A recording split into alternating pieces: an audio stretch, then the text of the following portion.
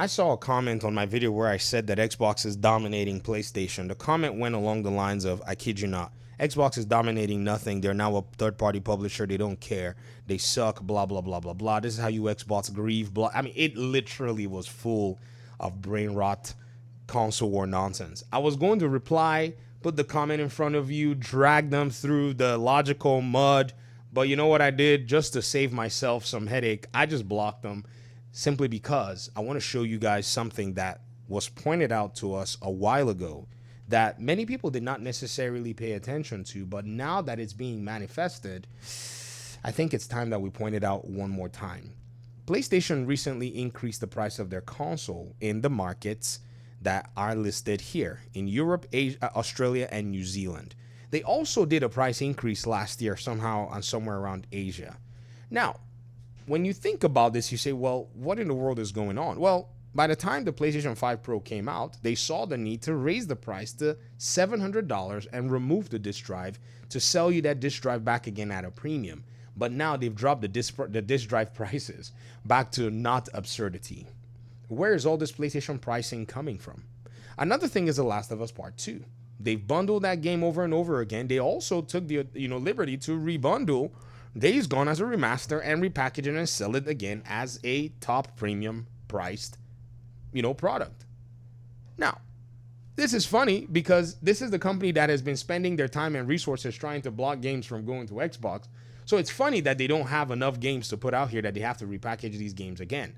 In the case of Xbox, if they did that, we'd say, okay, perhaps they're probably just throwing that as part of the whole thing because in all reality, Xbox actually has games to put out there. They have theirs. They have third-party games that are coming on Game Pass that are available to you anywhere else. It is what it is. Do as you please with it. Now, where did PlayStation tell us? Well, they didn't tell us. They would not have loved to tell us, but somewhere, somehow, we found out that they want to take a premium model, and sorry for blinding you, to actually go ahead and deal with their issues. This is the industry shifts and threats. This document leaked in 2023. When I pointed this document out, a lot of PlayStation fanboys fell upon the rock, which is this document, and destroyed themselves because they were trying to sidestep and hop over this document. And I told them, I said, guys, many of the things in this document never consider things like Xbox going multi-platform and so on and so forth. However, there are things in the document that you cannot just wave with a wand. For instance, the reality that Microsoft is competing against Apple and Google. The reality that Microsoft was going to put its games day and date from Activision on Game Pass, like the document said here.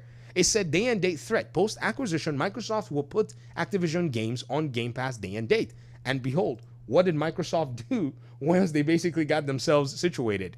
They put their brand new Call of Duty games on Game Pass. And now they're adding more, and there are reports that some of these Call of Duty games have been tagged as available on Game Pass. We'll get to see more of that.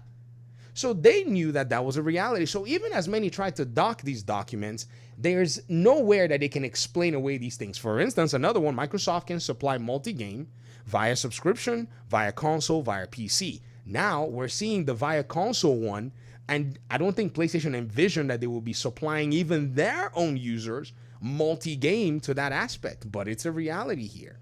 Maybe even then, Microsoft was not even committed to try to even offer more games, and this is probably new. So the document, yes, has some things that probably don't line up with today. However, the premium model, which is what Sony basically says here, premium content, where they were talking about the elusive perfect game subscription, which is Game Pass, and saying that there will be an expectation of the best in-class games, which creates an unsustainable model for them. Monthly and incremental subs won't cover investment. Then they said a unified mobile PC console experience doesn't exist. Form factor and computer power are too diverse. Guess who's also tackling form factor power and all of that? Xbox. Hold our carbonated water, Xbox said when they probably heard this. And then they said Sony Impact premium sales model is the central approach. And wham! You're paying for it. You were told VG made 6,000 videos on it. I cannot be held liable for you actually burying your head in the sand and not paying attention to what was coming your way. Oh, let me guess. You thought that somewhere PlayStation had hundreds of millions of dollars to continue to make these very expensive games and ship them to you all over the place. No, no, no, no, no, no. You should have seen it when they quickly brought Marvel Spider-Man to PC. I said, wait, are they really needing that dough? Because you see, the first Spider-Man game netted a couple bill after it was all said and done. However, though, their license fees that Marvel's gotta eat they did, because all of us, we all bought that game. I bought multiple copies of that game, bro. Like I have so many copies of the 2018 Spider-Man. Man, you will be shocked. Okay, and when I tell you, I like this PlayStation proposition when it's actually punching out games to compete. People think it's just, I just don't worship your corpo. That's all. If that makes you mad, hey, I got something for you. Walk over to the nearest, hard object wall, flick your head back and forward 50 times, because I'm not worshiping your favorite, plastic box, okay? That would probably help you maybe realize, why is he not even doing that? That might help you a little bit. Now, to the topic at hand. When they brought this game, I said to myself, okay, there's something really interesting here, that this game has made its way to the PC faster than many other titles and what you would call tentpole titles. I wonder why. They also did not say anything about the DLCs that leaked at the time that the Insomniac leak was a reality. This was where you could have started to get your clues from that we were seeing a PlayStation that would probably have to modify its business approach. On top of that, PlayStation went ahead and decided to engage in investing in more live service games, and then backed away from those live service games. They closed down multiple studios within a few years. They started to can their staff and pressure that more staff be canned on account of these games costing so much. You see, one of the reasons I actually went to the PlayStation talking heads to go look at what they're saying about this stuff is simply because it's these same talking heads that have focused and turned the attention of the brain-rotted console fanboys who keep saying Xbox is dead to Xbox, while ignoring the pain that PlayStation has been exhibiting. Not feeling, exhibiting. Closing studios, canceling, titles, also moving their games to PC faster and faster, and even moving their games to PC day one, the ones that have a significant chunk of their investment, while telling you that the reason they're moving them to PC is because, according to Herman Holst, he hopes that people will find more PlayStation products and possibly play things like sequels, while then launching sequels on the Steam platform. Isn't that crazy? Like, oh, we hope that they would come and launch sequels on Steam. Like, yo, if you're not still dialed in, I told y'all PlayStation fans, I said, sit down and let's just wait. Let's all just camp around here and let's see what's going on. Many of you are in denial now. Any video I make, you jump in here. An Xbox is dead. And I'm just like, yo, take a deep breath. Don't trip over yourself. It's okay. Does that make sense? It's fine. It's okay for you to basically have, your thoughts on this matter. However, right now, in this particular market that we're in, everybody's got to fight for your dollar. Or if you don't make them fight for your dollar, they'll take it from you. That's what they're going to do. They're not going to care. They're going to yank it out of your hand. And going to say, who the heck are you? In the middle of a generation, the price of the PlayStation 5 has gone up in regions where tariffs should not affect anything. Isn't that weird? Like, you see what they're doing is they're taking advantage of a lot of folk who they're fans. Fandom is not blind worship. I don't know why we've ever gone ahead to think that we'd equate fandom to blind Pied Piper following. This is not the gaming community that I know.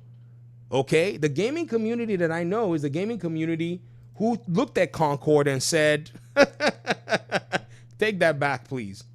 That's the gaming community that I know. I don't know what PlayStation fanboys are doing, saying this nonsense and being quiet. No, y'all need to do something to make change happen. Y'all were loud in the days of the Xbox. You see, you created the Xbox that we're in. PlayStation, the fanboys and talking head, you've created what I think is the best console ecosystem from simply just behaving like, in many cases, bad faith, but gamers. I would hope that y'all would also carry on the same energy this direction so that we can get a PlayStation that actually does rock, and perhaps maybe this joke of what you call the highest console sales platform can adjust its ways and actually provide games for the people who are looking forward to their games and who bought their console, myself included. I've been known to buy games on PlayStation. Some of you act like, oh, if they are there, I play them. I'm a gamer at the end of the day. But they're silent, quiet on the matter, trying to point out tariffs. What a shame. After all that talk, now here we are. We're looking at it with our eyes. I'm waiting for the God of War remaster, and y'all better buy it. All your talking heads, check them. See if they're going to all buy it, because, it seems like they're the only ones that PlayStation is releasing these things for. What a mess. PlayStation can do better. I believe that they can. But you see, they wasted a lot of time and resources. Now they got to revert. I hope that they make some sense in their reversion, because it doesn't seem like they really do care to make those changes. Xbox, on the other hand, all their faults, they still look like they're, begging for my money and groveling to get my dough. That's what I want to see. I want these companies groveling and begging for my money. Thanks for watching. Talk to me in the comment section. Peace out.